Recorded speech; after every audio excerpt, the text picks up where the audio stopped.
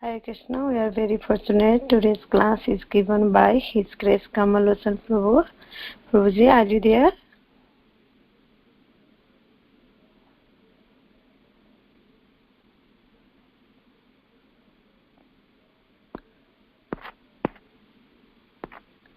Yes, Prabhuji is joining.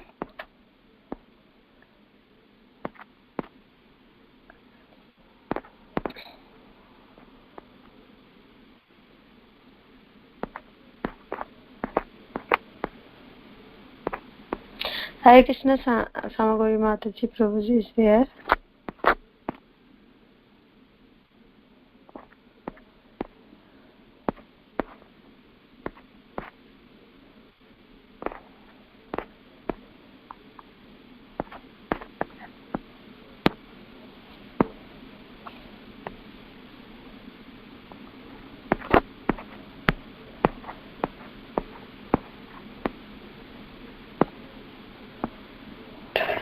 I'll try to connect Mataji. I'll call Prabhuji. Okay, Mataji. Yes.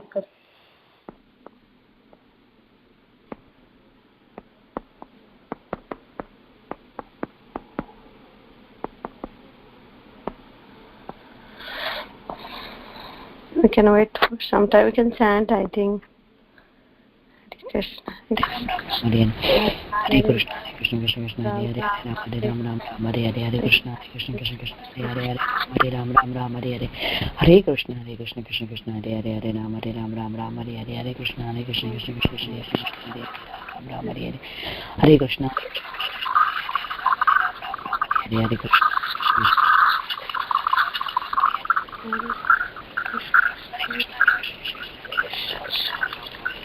Krishna Krishna Krishna, Hare Hare, Ram Ram, Hare Hare, Hare Krishna, Krishna Krishna Krishna, Hare Mataji, thank you, Mataji, for your association. We welcome all the devotees. Today's class is given by Hare Krishna Vilasini Mataji. Hare Krishna. Let me know if Prabhuji comes by any chance. I can stop. Okay, Mataji, no problem, yeah. Om Namo Bhagavate Vasudevaya. Om Namo Bhagavate Vasudevaya. Om Namo Bhagavate Vasudevaya. Narayanam Namaskritya Naram Chaiva Narottamam Devim Saraswatim Vyasam Tato Jayamudiraye Nashtaprayeshu Abhadreshu Nityam Bhagavata Sevaya Bhagavati Uttama Shloke Bhaktir Bhavati Naishtike Shrinvatam Swakata Krishnam Punya Shravana Kirtanam.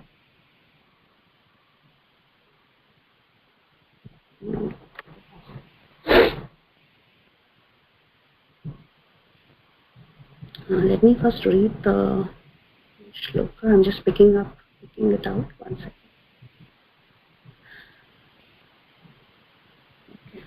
Okay. It's 4:12:28, right?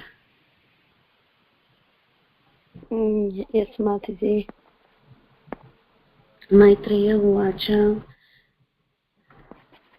Nishamya Vaikunthaniyoja Mukhayormadhut Achyutam Vacham Urukramapriya Kritabhisheka Krita Nityamangalo Munim Punyam Asinam Apyavadhayat. Maitreya Uvacha, the great sage Maitreya said, Nishamya, after hearing, Vaikuntha, of the Lord, Niyojya, associates, Mukhyayoho, of the chief, Madhu Achyutam, like pouring honey, Vacham, speeches, Urukramapriya, Dhruva Maharaj, who was very dear to the Lord, Krita Abhishekaha, took his sacred bath, Krita, performed, Nityamangala, his daily spiritual duties, Munin, to the great sages, Pranamya, having offered obeisances, asisham, blessings, abhyavadayat, accepted. Translation. The great sage Maitreya continued, Maharaj Dhruva was very dear to the Supreme Personality of Godhead. When he heard the sweet speeches of the Lord's chief associates in the Vaikuntha planet, he immediately took his sacred bath, dressed himself with suitable ornaments, and performed his daily spiritual duties. Thereafter, he offered his respectful obeisances to the great sages present there and accepted their blessings. Purport by His Divine Grace A.C. Bhaktivedanta Swami Srila Prabhupada Ki Jai. We should mark how dutiful Dhruva Maharaj was in his devotional service even at the time he left this material world. He was constantly alert in the performance of devotional duties. Every devotee should take his bath early in the morning and decorate his body with tilaka. In Kali Yuga, one can hardly acquire gold or jeweled ornaments, but the 12 tilaka marks on the body are sufficient as auspicious decorations to purify the body. Since Dhruva Maharaj was living at that time in Badrikashram, there were other great sages there. He did not become puffed up because the airplane sent by Lord Vishnu was waiting for him. As a humble Vaishnava, he accepted blessings from all the sages before riding on the plane brought by the chief of the Vaikuntha associates. Has Prabhuji joined, Mataji?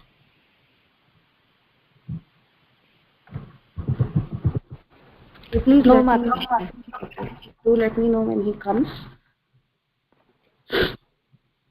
Om Ajnanatimirandasya Jnananjana Shalakaya Chakshurunmilitam Yena Tasmai Shri Gurave Namaha Shri Chaitanya Manobhishtam Stapitam Yena Bhutale Swayam Rupa Kada Mahyam Dadati Swapadantikam Vandeham Shri Guru Shri Yuta Padakamalam Shri Gurum Vaishnavamscha Shri Rupam Sagrajatam Sahagana Raghunathanvitam Tam Sajivam Sadvaitam Savadutam Parijana Sahitam Sri Krishna Chaitanya Devam Sri Radha Krishna Padan Sahagana Lalita Sri Vishakhanvitamscha He Krishna Karuna Sindho Dheena Bandho Jagatpate Gopesha Gopika Kanta Radha Kanta Namostute Tapta Kanchana Gaurangi Radhe Vrindavaneshwari Vrishabhanu Sute Devi Pranamami Hari Priye Vancha Kalpatarubhya Kripa Sindhubhya Evacha Patitanam Pavanebhyo Vaishnavebhyo Namo Namaha Nama Om Vishnupadaya Krishna Preshthaya Bhutale Srimate Bhaktivedanta Swamin Iti Namini Namaste Saraswati Devi Gauravani Pracharini Nirvisesha Shunyavadi Paschayate Deshatarini Jaya Shri Krishna Chaitanya Prabhu Nityananda Shri Advaita Gadadhara Shri Vasari Gauravakta Vrinda Hare Krishna, Krishna Krishna, Hare Hare, Hare Rama, Rama Rama, Hare Hare.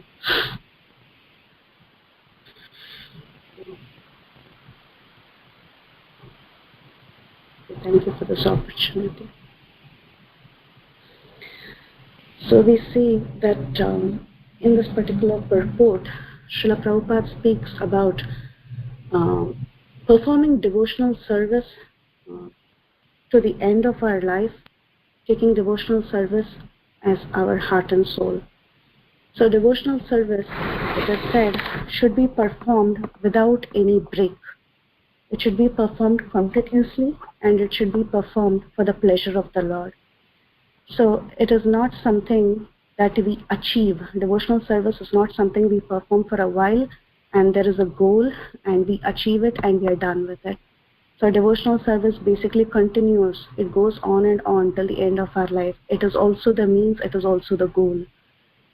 And devotional service is a continuous process and it is happily performed. So there are many processes of self-realization of which devotional service is considered as the most effective and also the most easy process in one sense. though on a day-to-day basis it requires a lot of commitment. It is the most effective process in this age of Kali, because in devotional process we generally have this process of Shravanam Kirtanam, which is easily done because it is easily, one can easily chant. He just has a set of beads.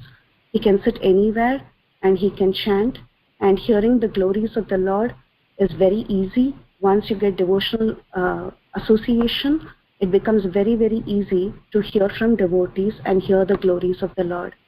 And in today's world, with all the technology that we have, needless to say, this is Bhakti Sangha Japa conference, where we are sitting in different parts of the world and we are able to easily perform Shravanam Kirtanam first thing in the morning. So devotional service is something that is very easily performed in this age of Kali by the mercy of our acharyas, and it is a process that is continuously performed till the end of our life, so it is never stopped. So we see in the case of Dhruva Maharaj, that Dhruva Maharaj, he continuously performed devotional service right from the age of 5, when he knew when he heard this process from the mouth of his mother, when he was guided by Narada Muni. He took up this process and he sincerely performed it. He was so sincere and so determined and so focused in the process that he had taken up, that he saw Krishna face to face really, really fast. So for a boy who was just the age of 5, this process, he had taken it up so sincerely and he performed it without a break, as it was taught to him by Narada Muni. So not only that, as Dhruva Maharaj grew up, we see that he was a great king, and as a king, the responsibilities that one may have is unlimited. So just as a householder, most of us have so many responsibilities, and being a householder, we easily get distracted with so many things around us. In this age of Kali, there is no question of not getting distracted. There are, as we saw, there are unlimited opportunities to do Shravanam Kirtanam. Similarly, there are unlimited opportunities for us to get distracted in this age of Kali. So we can see Dhruva Maharaj, he was such a great king. He was not a simple householder like us. So as a king, just imagine the amount of distractions that one may have. It is not only the distractions, material distractions around him, but also power. When a person is in a very high authority, when he has a lot of power, there is no question of distraction that can happen in his mind, because the ego becomes so puffed up. To perform devotional service, one must consistently have a humble demeanor. It is very difficult to perform consistent devotional service if one becomes proud. But we see in the case of Dhruva Maharaj, with so much authority, with such a great position, he never got diverted. His devotional service throughout his life continued steadily till the end of his life. And we also recently saw the chapter which described the pastime with Dhruva Maharaj fighting with the Yakshas. So we see even at that time, his mind as such, he was steadily trying to perform devotional service. Yes, he went and he fought with the Yakshas. He was trying to protect, as a Kshatriya, he was performing his duty to protect. But then when he was advised by his authorities, when he was advised by Manu, who came and gave him the right advice at the right time, Dhruva Maharaj was very, very receptive. He understood, out of his humility, the higher principle. So, not only that, and right after that, when he saw Kuvera, he was so firm in his devotion that he chose the right benediction from Kuvera. So he was steady all his life. And when the crucial moment of death comes, this is the time people this is actually considered as the final test. Death is considered as the final test. So you may be steady when you're doing devotional service, when everything around you is going nice. when you have all the comforts, when you have, good shelter, good food, everything around you is emotionally nice, everything is comfortable, yes, devotional service can go on very nicely. But when one faces challenges, especially when one, incurs disease, when one is about to die, any kind of devotional practice actually, in one sense, becomes difficult to perform with our body. Because our body is the vehicle in which the soul is traveling. And when there are disturbances to the body, whatever basic sadhana that we are doing, we may suffer. It's a natural thing. But we see that even at the time of death, Dhruva, he had practiced devotional service so perfectly till the time of death, that even during the time of death, he had the strength to sustain his devotional service and practice devotional service with the right consciousness even at this time. So we see that in this verse, when the vehicle from the Vaikuntha planet with the two chief associates of the Lord, Nanda and Sunanda, they had come to pick up Dhruva from this material world. Dhruva, when he saw this airplane and when he saw these two beautiful effulgent personalities, initially he was a little bewildered. He didn't understand anything. But then he realized that these two great personalities had come for him and his time was up and he was ready to go back to the spiritual world. So even at this time, we see that Dhruva was very focused.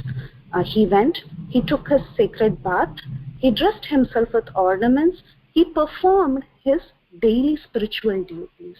So even at this time, he didn't think, okay, now I have perfected my life, and the proof is here. I see that the spiritual airplane has come here and they've just come here to pick me up and everything is fine and I'm done, it's over, mission accomplished. He didn't think like that. He continued to perform what he was performing, his regular spiritual duties, with a steady mind. So basically, sometimes in the Bhagavad Gita also Krishna talks about this. He says that we tend to get very excited at times when there is a lot of happiness, or we tend to get very disturbed when the situation is not good. But we see that Dhruva, he was not only determined throughout his life, but he also had a steady mind. And this steady mind that Dhruva had, again, he acquired this only because of his practice of devotional service. So he was practicing devotional service from the beginning till he was old and he was ready to leave the planet, till he was, he had ruled the kingdom for so many thousands of years. All this while, his devotional service was so steady that his mind was actually steady during any kind of circumstance, be it extreme happiness or be it any dire situation like fighting with the yakshas.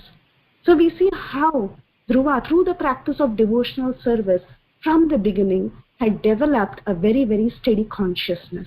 So even when he saw the Vaikuntha airplane ready for him and he was ready to depart and he knew he was going to the Dhruva Loka, which is actually Vaikuntha, which is actually the spiritual world, even at that time, Dhruva Maharaj, with a steady mind, he continued to perform his daily rituals. So he went, he saw them, yes, he went, he took a sacred bath, he dressed himself with ornaments and he performed his daily spiritual duties. And not only that, at this point in time, Dhruva Maharaj was in Badrikashram. So we all know Badrikashram, the abode of Naranarayan Rishi, very, very spiritual place. It is one of the most holy places on this planet Earth. And it is always decorated by the presence of sages. So when he was extremely humble, even at this time, Dhruva Maharaj, he was extremely humble. He didn't think, look, this airplane has come, this Vaikuntha airplane has come and it has come for me. I'm so great. You sages, you're performing austerities and you're sitting here for so many years, but look, this airplane is especially for me. He didn't think like that. Rather, he went and he offered obeisances to all the sages who were present there, and then he was ready to board the airplane. So there is another thing that we learn from the story of Dhruva Maharaj, which is the humility. Not only did we see determination, not only did we see how focused he was and how steady he was, but also we see that he was extremely humble. He didn't think himself special because he was a great king and because he had perfected his life being such a great king. He was extremely humble. He knew his position very well. He went and he offered obeisances to all the sages who were there in Badrikashram, and then he became ready to board the airplane. So there is something else that Prabhupada talks about in this particular purport. Prabhupada also talks about decorating the body with tilaka. So Prabhupada says that in today's world, we may not have many ornaments like gold ornaments like it was present in the previous ages. In the previous ages, it was normal for people to decorate themselves nicely with gold ornaments and be very presentable. So in this time and age, even if we are not able to decorate our bodies so lavishly, of course, every Vaishnava must decorate himself with a tilak, with Gopi Chandan in the 12 parts of his body. So this Gopi Chandan, as we all know, it is mixed with the dust that comes from the lotus feet of the gopis. It comes from, we basically mix this chandan with some dust that comes from the lotus feet of devotees, the gopis, and then we apply it on the 12 parts of our body. So by applying Gopi Chandan on the 12 parts of our body becomes sanctified, and our body becomes worshipable. It becomes a temple of the Lord. So our body itself becomes a temple. Actually, our body becomes a temple when we sanctify our body like this. And we all know that by saying the different mantras, actually, when we apply these 12 marks on our body, it becomes a kavacha in one sense. It gives you protection. So Srila Prabhupada would always say that two things, it is very important never to remove your kantimala, because your kantimala is a protection to the body. And the other thing is the Gopi Chandan. So these two things are extremely important for a Vaishnava. And we all know today that according to time, place and circumstances, we also wear water tilak, right? Just because, some people cannot wear tilak when they go out to work. So there is a facility of, at least applying water tilak. Even if there is one dot of Gopi Chandan on our body is protected. Yamaraj can never touch our body.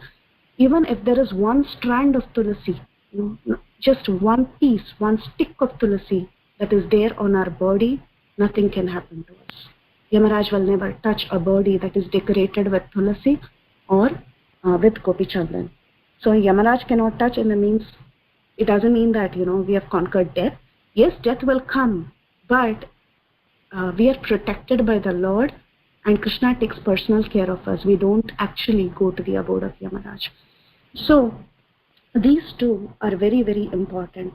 So we see that Dhruva Maharaj, when he was ready to go back to Godhead, not only did he decorate his body with ornaments because he was a great king and he was ready to go to the spiritual world, but he also made sure that his body was decorated with tilak, because tilak is the most important thing. That is the greatest ornament of a devotee. So there are, I was reminded of one particular devotee who had left her body. She was a disciple of His Holiness Tamal Krishna Maharaj, and she knew exactly when she would be departing. She knew the time when she would be departing. She was an extremely advanced devotee. There is a book about her that is called Servant of Love. So this particular devotee, she knew when she was departing. from this world. And she consciously, actually, she was so particular about the kind of dress that she would be wearing when she was departing. So just think about this consciousness. So it is not that, when Dhruva Maharaj is decorating himself with ornaments, at this point in time when he's trying to leave his body, that he's very materially attached to that gold or to the way he's looking. Actually, that's not true. This lady whom I'm talking about, this particular devotee, disciple of Tamal Krishna Maharaj, when she was about to leave her body, she made sure that she was dressed perfectly. So she had a particular style of a white colored sari that she decided to wear on that day, and she asked one of the other god sisters of hers to actually stitch a blouse in a particular way, and she had so many specifications preparing for her death. So one would be surprised, why would someone prepare like this for one's death, especially about the sari and the blouse and all that? Do all these matter? One may think, is it so important to dress so perfectly when you're trying to leave your body? So when the god sister of this devotee who was about to leave her body was, she was asked to stitch a blouse in a particular fashion with particular colors and make so many specifications. She was actually surprised, and this devotee who was leaving her body, she explained that she wanted to be received personally by Srimati Radharani, and she wanted to offer herself to Srimati Radharani in a particular way. So, hence, for the sake of the deity, for the sake of Srimati Radharani, for the sake of Krishna, for the sake of going back to Goloka Vrindavan, she wanted to present herself in the best way possible.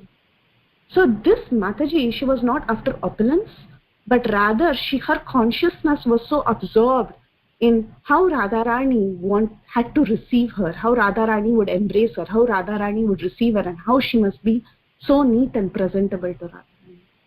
And of course, she left her body in a very glorious way with her Gurudev chanting for her. And this incident happened several years ago. She was one of the disciples of Tamal Krishna Maharaj, who was so advanced. She was just like Bhishma Dev. She knew very well the time of her departure. Bhishma Dev had this boon that he could depart when he wanted, and he had Lord Krishna stay next to him when he was leaving his body. So that's a great boon, actually, to have the Supreme Lord present in front of you when you're leaving your body. Who else can be more fortunate? So like that, similarly, this Mataji, she knew exactly when she would be leaving. She decided to leave during a Brahma Muhurta, and she had her Gurudev, chanting, and so many devotees around her, and she left her body so gloriously. She saw Srimati Radharani personally when she was leaving her body, and she was perfectly dressed the way she wanted to be received in Goloka Vrindavan. So like that, there are people, advanced devotees, even at that time, even at the time of leaving their body, they are so fixed in their consciousness. And whatever they do, it may appear that, okay, why is Dhruva Maharaj giving so much importance to dressing up at this point in time? But then his consciousness was so absorbed and he was so fixed in the goal that he wanted to do everything for the pleasure of the Lord. So oftentimes we all hear this idea of Yukta Vairagya. It's so terribly misused in these days that, we just acquire something for our own pleasure and we say this is Yukta Vairagya. We are using it in Krishna's service. So it's not, great devotees are not like that. They don't just acquire things for actually their enjoyment and they say that it is for Krishna's service. But rather, great devotees like Dhruva Maharaj, whatever they did, they actually did it for Krishna's service. Even their decoration or, whatever they did, it was ultimately for Krishna's service, and they did it with that consciousness. So like that, Dhruva Maharaj, he got ready, and he was completely humble. He was extremely humble. He understood that the people around in Badrikashram, they were very advanced sages, and he didn't think himself very special because he was going back to the spiritual world fast, earlier than these sages. He offered his obeisances, and in complete humility, he ascended this particular airplane, which was brought by these two associates, Nanda and Sunanda, who also happened to be the doorkeepers of Vaikuntha. So Vaikuntha, it's not that only Jaya Vijaya were doorkeepers. We see that in Vaikuntha there are different doors, like the east door, west door, north door, south door, like that. We see that they are in different directions. Actually, there are different guards who stand in Vaikuntha. And these two guards, Nanda, Sunanda, they were also positioned in one particular direction of the entrance of Vaikuntha. So these two associates, imagine the doorkeepers themselves, they came down personally to receive Dhruva Maharaj and take him to Dhruvaloka, which is actually which is situated near the ocean of milk in this particular universe. It's also known as the pole star today. So they were ready to take him in the airplane. There is actually a very beautiful painting of Dhruva Maharaj ascending this airplane with the two associates, Vaikuntha associates. You can see these two Vaikuntha associates having 4 arms, bluish complexion. They look very similar to Lord Vishnu. They have all the features very similar to Lord Vishnu, except for 2 things that are very unique only to Vishnu. One is the Kaustubha jewel and other is the Srivatsa mark. Srivatsa mark because Srivatsa is the sitting place of the goddess of fortune, and Lakshmi Devi is the consort of the Supreme Lord. She doesn't become anyone's consort in the sense that she only belongs to Krishna, Vishnu, Narayana. So therefore, Srivatsa is not seen on anyone else except the Supreme Lord. And the other thing that is seen only on the Supreme Lord is the Kaustubha jewel. Kaustubha jewel because it represents the collective jivas, the Kaustubha mani that the Lord wears. It is a representation of the collective jivas of the world. So all the jivas are actually they belong to the Lord, just like how Lakshmi Devi solely belongs only to the Lord. Similarly, all the jivas, we are all actually the Shakti of the Lord, Kratasta Shakti. So we all belong to the Lord. We are all His servants. Therefore, only the Lord wears the Kaustubha jewel. It is a representation of the collective jivas, according to the 11th canto of the Srimad Bhagavatam. So, anyway, so except these 2 marks on the body, the rest of the features that these 2 associates, Nanda Sunanda, had were exactly like that of Vishnu. The similar forearm form, the dark complexion, they were decorated gorgeously.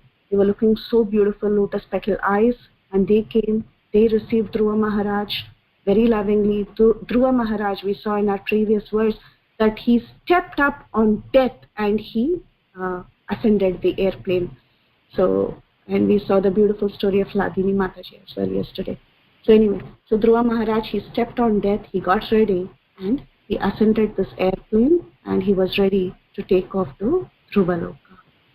So Dhruva Maharaj stays there till the end of the life of Brahma, and he went back to the spiritual world. So we'll stop here.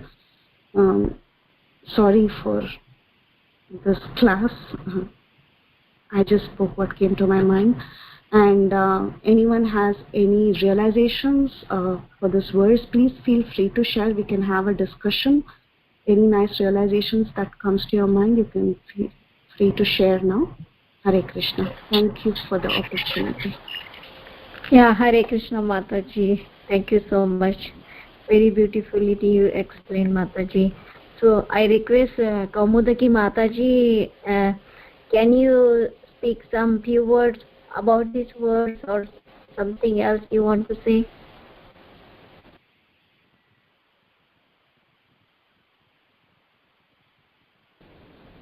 Hare Krishna, Mataji.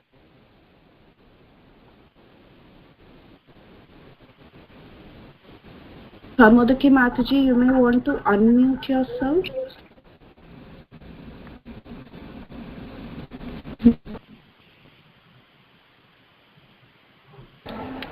Okay, Hare Krishna.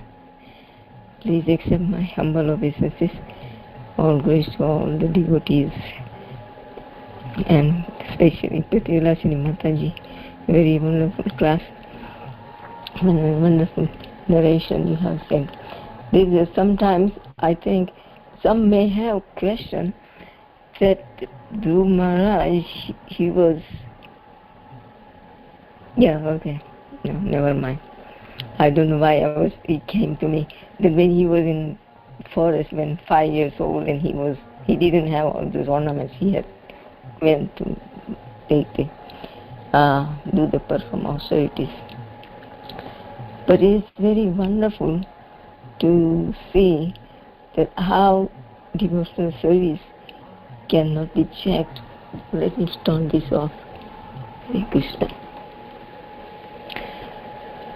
It cannot be checked, and it can be like Rupa Goswami says, what is it?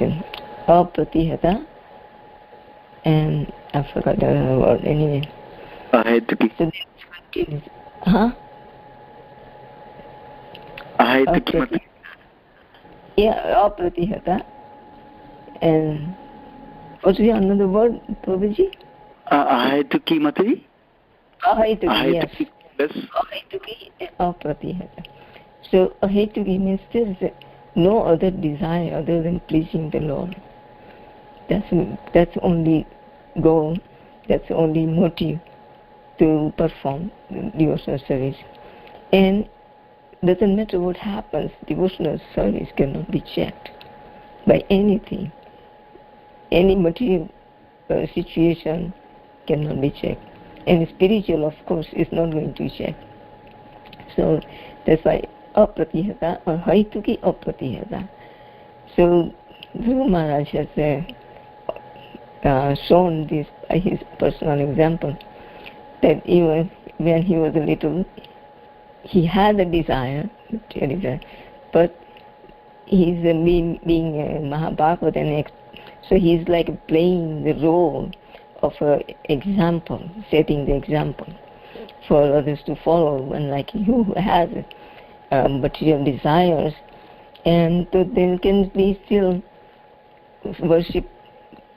In the Bhagavatam it says, akama sarva kamava moksha kama udaradi tivrena bhakti yogena yajita purusam param. So if one doesn't have any desire, or one has all kind of material desire, but still they should worship the Supreme Lord Krishna. Should not go to any demigods or anyone, any other persons, because it's not going to be purifying.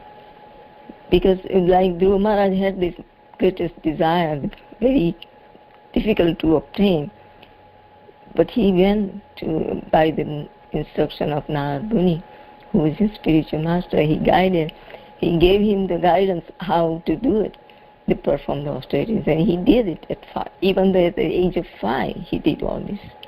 And it's very amazing to see the 5-year-old child doesn't want to do anything other than just playing. So doesn't want to even eat like that. So he has performed this discipline at the age of 5, and he has had a darshan of the Lord. And what he had a material desire, but when he saw the Lord, his desire was purified. So he didn't want anything. He said, Swamin kitatosmi varam nayase. I am fully satisfied, my Lord, by having you, very valuable jewel. I was looking for pieces of glass, broken pieces of glass, but now I have even darshan, like jewel, very valuable jewel. So that I don't want anything. Please don't give me anything. But he had a desire, so Krishna fulfilled it. He said, yes, you will do this, all this. We will heard that how his brother Uttam, he will be killed in fighting, and mother Suruchi, she will be also killed in the forest fire, and then there is no opponent, nothing. and he very unrivaled kingdom he had, and he ruled the kingdom on earthly planet. And then when he was when it was time for him to go to the Dhruva, this Nanda and Sunanda of the Lord's associates, and they came to bring him back. So it is it's not that because he had material desire and he worshipped anyone else, but he worshipped the Supreme Lord, and he attained the Supreme Lord's abode and Supreme Lord's associates and serving the Lord. So this is a very perfect example for all of us in the material world to see how one can perfect the life and go back to serving his eternal position as a servant of Krishna, servant of the Lord. So in whichever position we have forgotten, because we left the Lord. We left our service to Lord in the spiritual world and came here to enjoy separately from Krishna. But then this is a place of misery. Krishna says, Dukhalayam or Shashvatam. This is a temporary or Shashvatam, and it's full of misery. So then here we can understand that it's all misery. But then if we don't get the mercy of the devotee, by some chance, by Krishna's mercy, we get the mercy of the devotee, and they show us how we can uplift ourselves and become happy by serving Krishna. So, in this case, Dhruva Maharaj had a Narad Muni, who is a Bhakta incarnation, Bhakta, pure devotee. And Prabhupada also mentions that he is a liberated spaceman. And the association and guidance from Narad Muni, Dhruva Maharaj attained. And even though having a material, very difficult to fulfill material desire, became fulfilled by the Lord. Lord can do that. Nobody else can do it. So, and this is done soon. And now is when his time to go. He also shows how exemplary activities, as with Preeti Vilasini Mataji also described all this. So, and then he boards the plane, is death personified as a stepping stone, and goes onto the plane. So, and he also is wondering about his mother. I don't know if I think we already have read or something. But anyway, so then this Nanda Sunanda, they say, they could understand what Dhruva Maharaj is thinking. So they say, your mother is going just before him. She's already on her way to her destination. So it's not that only he became free from all the miseries and birth of death and attained the Lord's abode. His mother, who guided him in the beginning and encouraged him to go find the Krishna, find the Lord. So because she is showing the way, so she goes before the Dhruva Maharaj goes. It also, like previously I have heard one devotee, who was saying that if you become pure devotee, then although I am not pure, and maybe I will not be pure, but still I will be going and I'm just following you or before you, because you will be pushing me up. I said, that could be, but then this is what we can see, the example. In a Dhruva Maharaj's mother's case, she showed the way. So, before even Dhruva Maharaj goes, she has already started her journey backward. Thank you very much for giving me an opportunity to purify myself All glories to all the devotees. If I have done any mistake on whatever, please let me know.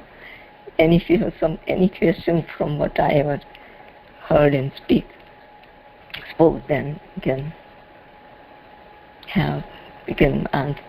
try to answer Preeti Vilasini Mataji, and if I can do, I will do. Thank you very much, everyone. Hare Krishna. Everyone means every devotee.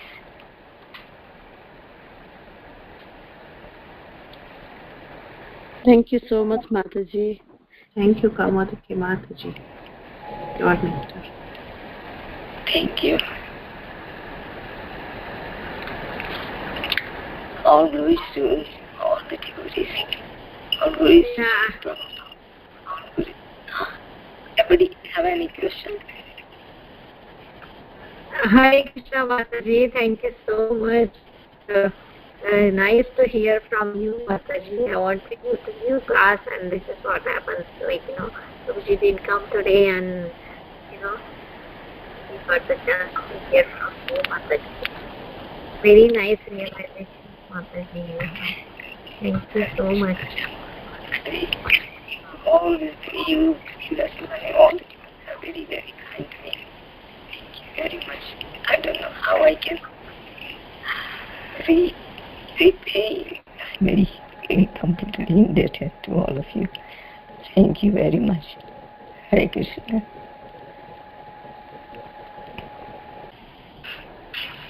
Anyone else would like to share their realization?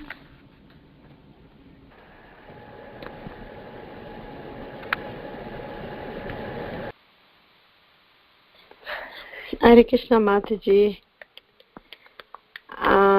Mataji, no realization but a comment on Preeti Vilasini Mataji and Kaumudiki Mataji's class.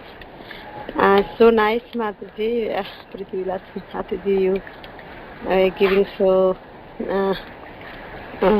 nice realization, especially that Kastava Joel and Srivasta. I didn't know that Kastava Joel is it meant for the Jiva.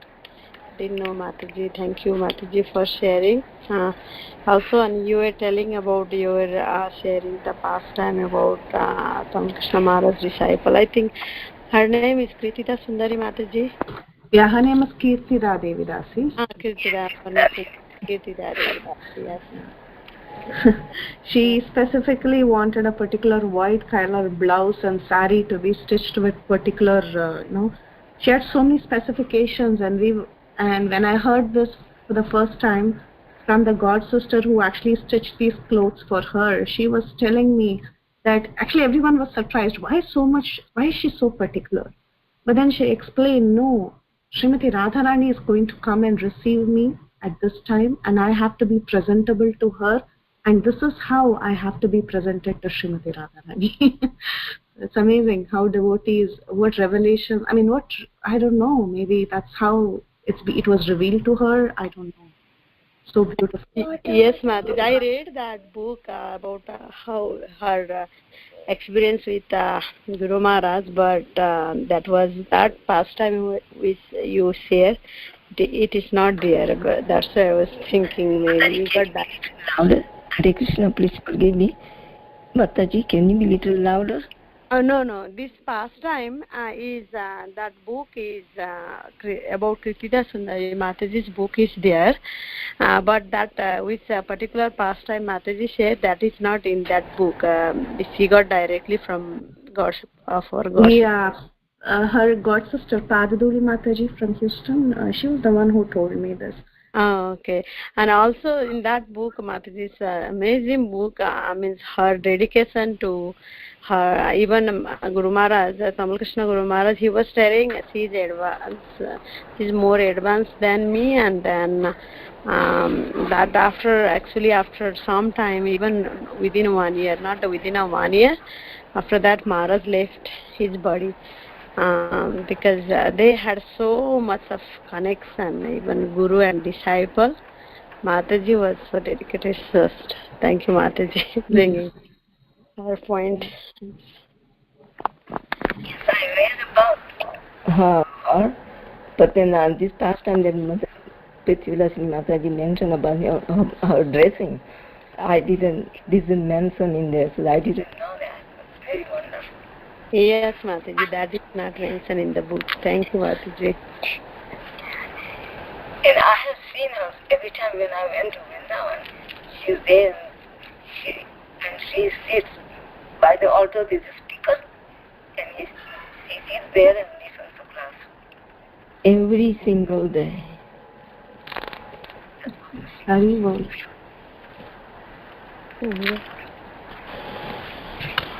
Hare Krishna Mataji, what is the name of that Mataji? And what is the name of Mataji who stitched the blouse? Padaduli. I'm sorry? Padaduli. Padaduli. She's in New Vrindavan, right? No, she's now in Houston. Oh, okay. Rasikendra Prabhu's wife. Okay. And Mataji, also this, I just have one realization how Prabhupada always mentioned the devotional service is not inactive, and then we will continue same thing after going the spiritual world, and then Dhruva Maharaj was ready for that, Mataji was telling how he was putting tilaka in all the 12 places. He was ready for the devotional service again. It's how wonderful. Even though we are practicing this devotional service, we will continue doing same thing in the spiritual world. And that is very wonderful, Mataji. I was just remembering that point when you were sharing. Very well.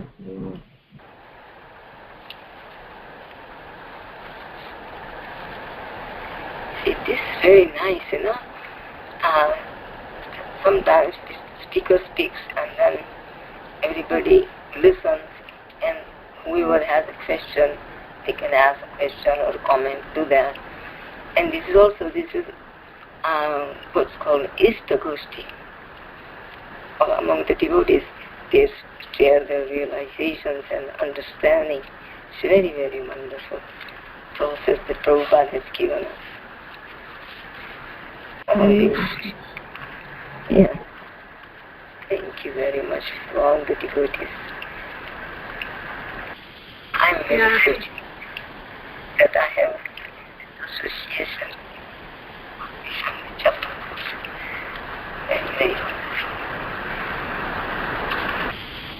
Yes, Mataji, we all are very fortunate to get associations of nice devotees every day, Mataji. So this is a good way to get together every day. And any Prabhujis, they want to speak something, share their realizations.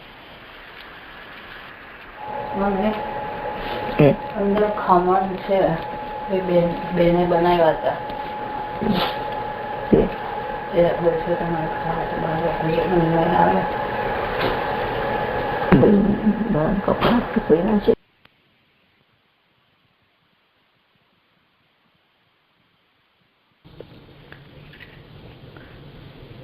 Hare Krishna. Yeah, Sundarananda Prabhuji, you want to say something? Hare Krishna Mataji. Yeah, a couple of things. One comment, and I had a question also. One comment is that I appreciated this verse, especially Prabhupada's comments on Tilak. When I was reading a few months ago, this was inspiring for me to start putting Tilak in 12 places, not just one place on the forehead only. So that was a nice inspiration. That's when I feel inspired also that Bhagavatam has a direct effect on the practical level, like that when I was reading this few months ago. There's a comment, and a question I had was, always I heard that when we are putting tilak, that basically we are doing that because Krishna is in our heart and our body is a temple, so we're decorating the body like as if like a temple. That's how I heard it. Yeah, but I'm reading now. Prabhupada says that the sentence I'll read: the 12 tilaka marks on the body are sufficient as auspicious decorations to purify the body. So that's the first time I connected with it, to purify the body also. So I don't know if anyone has any comments on how it purifies the body or anything that will help me. Thank you.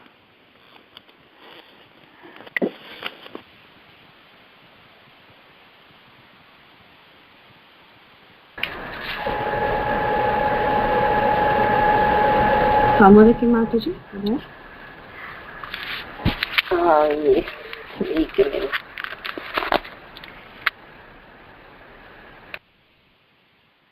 I'm on mute, okay. So, please forgive me, Prabhuji. I only heard the part of the question. Could you please repeat? No problem, Mataji. Hare Krishna, Mataji. I was just reading the sentence from Prabhupada's purport. Prabhupada is saying that by decorating the body 12 places with tilak, it purifies the body, like that Prabhupada is saying. So I just wanted to understand more about how it purifies the body, because in the past I heard that body is the temple of the Lord because Krishna is in our heart. So we're decorating the body as we decorate the temple, like that. And also the mantras we chant are purifying that way I understood it. But I don't know, is there anything more to understand about how tilak purifies the body? If you have anything you can share, Mataji. Okay. See, Lord is completely pure, 100% pure, Shuddha Sattva. There is not a tinge of any material mode. Even Sattva Guna is not there. Just a Shuddha Sattva, pure goodness. So when we have it's a Lord is in heart, yes, but we don't realize that. But still, when we put this tilak on 12 places, mark our body in 12 places, so then we are chanting the name and we are putting this tilak. So name and Lord, they are non-different. So Lord is present in His name. So that's why when we put the tilak, then our body becomes purified also. And then we can approach to serve the Lord. Like when we have a deity, you have a deities in home. So you too take a bath, take a shower, then put the tilak on after putting and then put the proper clothing and tilak, and then you serve then you also perform the achaman, and then you serve the Lord. So this all the names of the Lord is completely pure. Sorry, it's my daughter. She's going, so she's saying. Okay. So, Lord's name, we know that Krishna's name and Krishna, they are apinnatva nama namina. Nama means Krishna's name, and Nami is Krishna, and name, Krishna's name and Krishna, not different, they are same. So that's how whenever we chant, we are becoming purified. Sometimes it does take longer time. It depends on how impure I am, so it will take longer to me, like that. But some devotees are very not so much contamination, and they, sorry, I don't know what I did. Can you hear? Yes, Mataji, yeah, makes sense. Okay. Thank you so much, Mataji. Yeah, thank you so much. So that is what more can we have when we have Lord's name? There is nothing more is needed, because name in Krishna, they are the same, completely spiritual. So that's how we become. That's how they become body purified. Otherwise, everybody takes bath and shower, take bath, and then put on nice dresses and they decorate body very nicely. But if the tilaks are not there, then that body is not purified. Yeah. That is the reason. Got you, Mataji. Thank you, Mataji. Yes. Okay, Hare Krishna. Thank you. Hare Krishna. Thank you for the question. Nice question. Hare Krishna.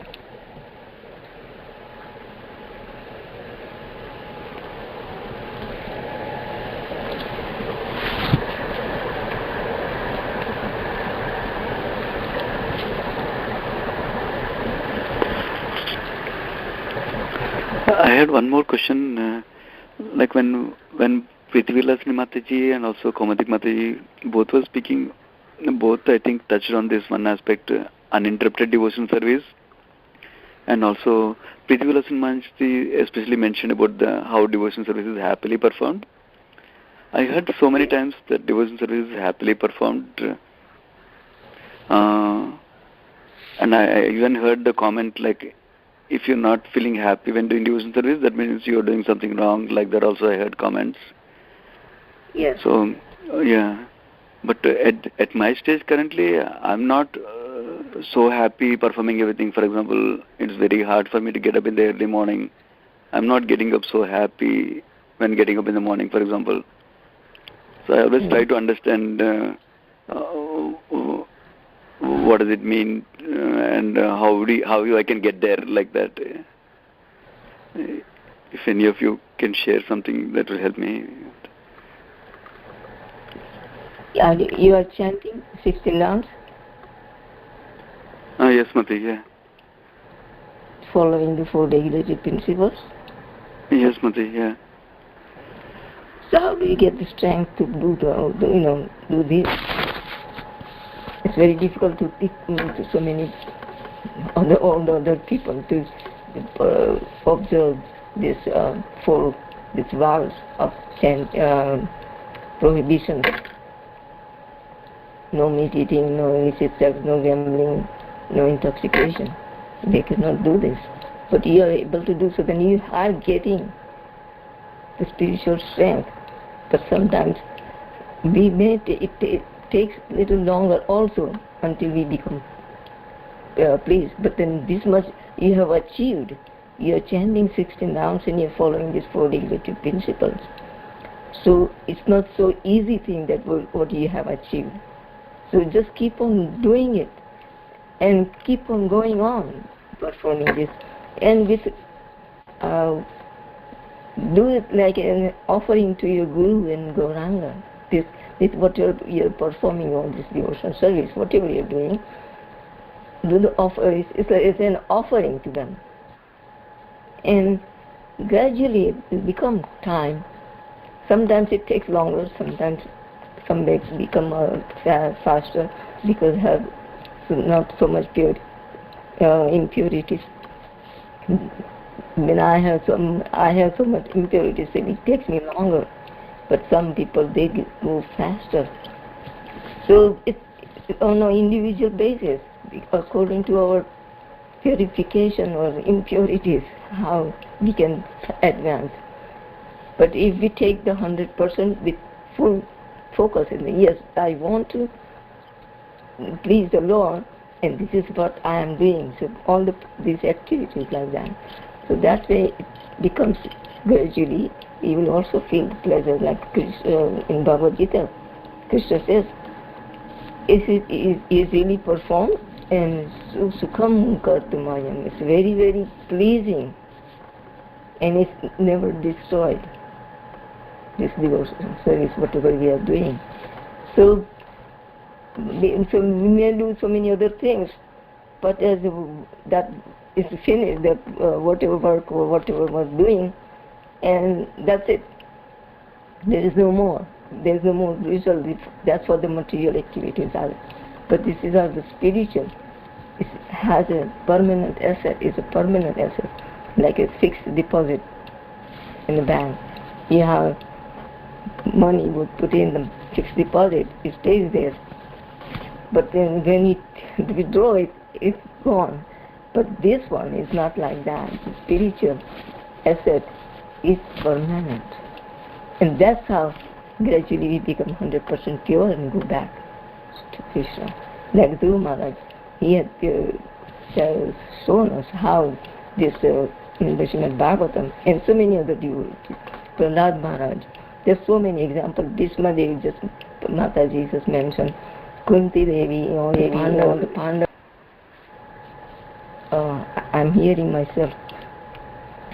Okay, so we have to just keep on, be patient and be enthusiastic to perform all these devotional service that you are doing, chanting, and also you're reading also. So that way, that's the only way. We have to keep on doing, performing. Then we feel happy.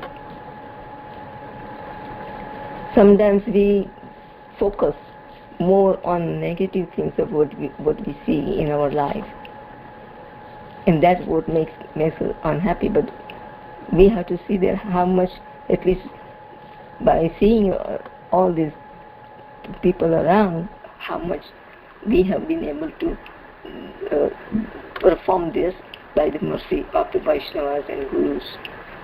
So we should be thankful for that, and by what is it called, appreciation that the mercy of Krishna and Vaishnavas and Guru Maharaj. So then that also purifying, and that will also we become more and more humble and then perform more. Is it okay? Yeah. I don't know if Preeti Mataji can share some realization.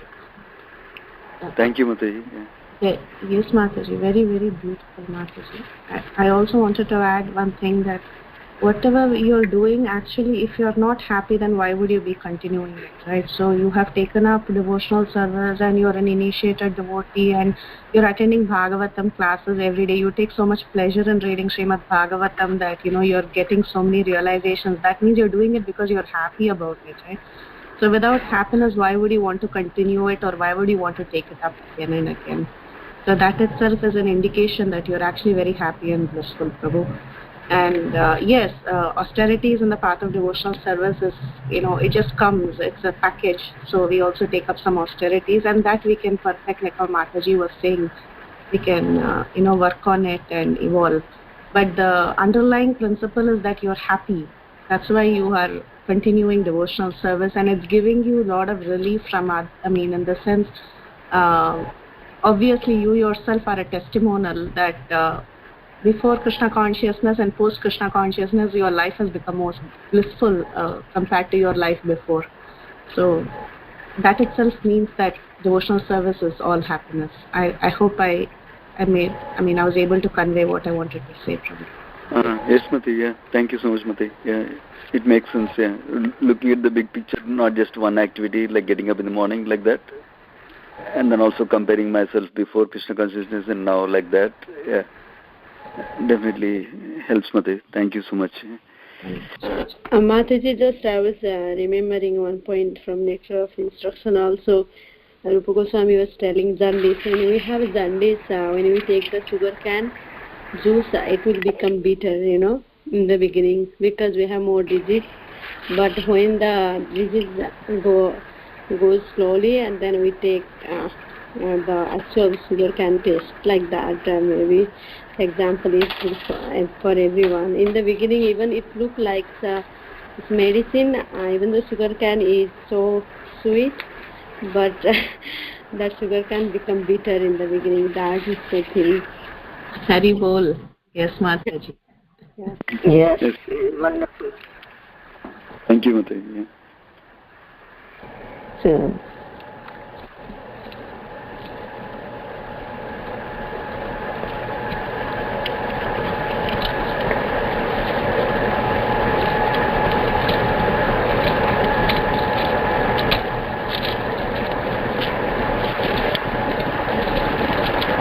anyone else wants to add anything?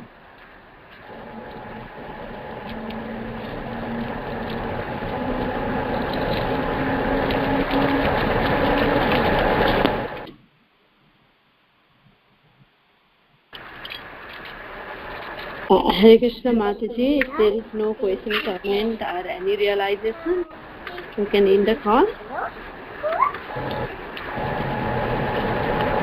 Yes. Yeah, thank you Kamadaki Mataji and Preeti Vilasini Mataji. You made the session so wonderful and you are always there for us. Thank you so much. Now we can end the call. Panchakalpa Sarvesya Kripa Patitanam Vaishnavebhyo Namo Namaha. Nantakoti Vaishnava Vrinda ki jai, Sri Rama ki jai, all Vaishnava Vrinda ki jai.